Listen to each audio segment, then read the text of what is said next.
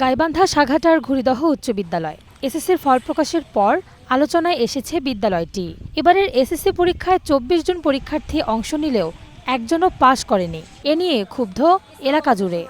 প্রতিষ্ঠান থেকে এতগুলো স্টুডেন্ট ফেল করছে, এটা তো যাই হোক শিক্ষকদের জন্য একটা লজ্জাজনক ব্যাপার, এন্ড আমাদের জন্য। ছাত্র নিয়মিত আসে ক্লাস করে, এবার চাপ দিয়ে ছাত্রকে আনতে হবে, আবার শিক্ষককেও পরিশ্রম করতে হবে। যারা আসবে না ছাত্রকে বাড়ি থেকে গার্জেনে বুঝে নিয়ে আসতে হবে। কেন পাশ করেনি কারণ জানতে গিয়ে বেরিয়ে আসে বিদ্যালয় ঘিরে নানা অনিয়ম অব্যবস্থাপনার চিত্র। বিদ্যালয় পরিচালনা কমিটির সভাপতির দায়িত্ব পালনকালে টানা ২২ বছর বিভিন্ন অনিয়ম দুর্নীতির অভিযোগ স্থানীয় প্রভাবশালী শহীদুল ইসলামের বিরুদ্ধে। কাল কৌশলে এবং মনে করেন বিভিন্ন প্রলোভনের মাধ্যমে প্রধান শিক্ষক এবং সাবেক সভাপতি কর্তৃক আমার আব্বার থেকে যে কোনো মনে করেন যে লিখে নেয়, কিন্তু অথচ আমরা কোনো লিখে দেইনি। দলিল বলেন, মাঠ পর্চা বলেন, রেকর্ড বলেন, সব আমার নামে। তো তারপর এটার বিরুদ্ধে আমি যখন কথা বলি সে সময় আমাকে মানে চাকরির প্রলোভন দেখায় যে আমি তোমাকে চাকরি দেব। আমি ফেসবুকে কিছু কথা লিখছিলাম যে আমার ন্যায় ফিরে চাই, আমার হক ফিরে চাই। তো এটা লেখার কারণে সাঘাটা থানা থেকে একদল পুলিশ এসে আমি যখন খেতে বসছি ওখানে আমাকে ধরে আমার মোবাইল ফোন দুটো জব্দ করে নিয়ে যায়, যে ডিজিটাল নিরাপত্তা আইনে মামলা আমাকে ঝুলাইবে।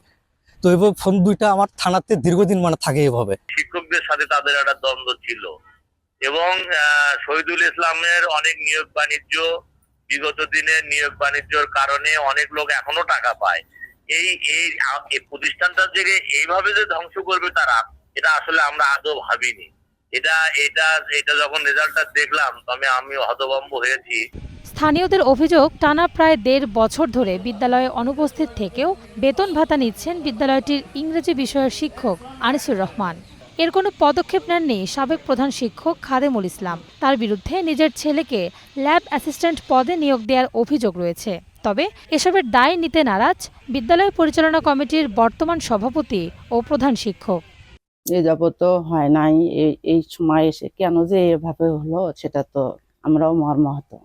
আমি খুব মর্মাহত। আমার শিক্ষার্থীরা আমরা পাঠদান ভালোই দিয়েছিলাম, শিখাইছিলাম, কিন্তু ওরা পরীক্ষা দিতে যে কি সমস্যায় পড়ছিল, কি হয়েছিল, কিভাবে এই রেজাল্টটা খারাপ করলো, সেজন্য আমরা খুবই মর্মাহত বা দুঃখিত।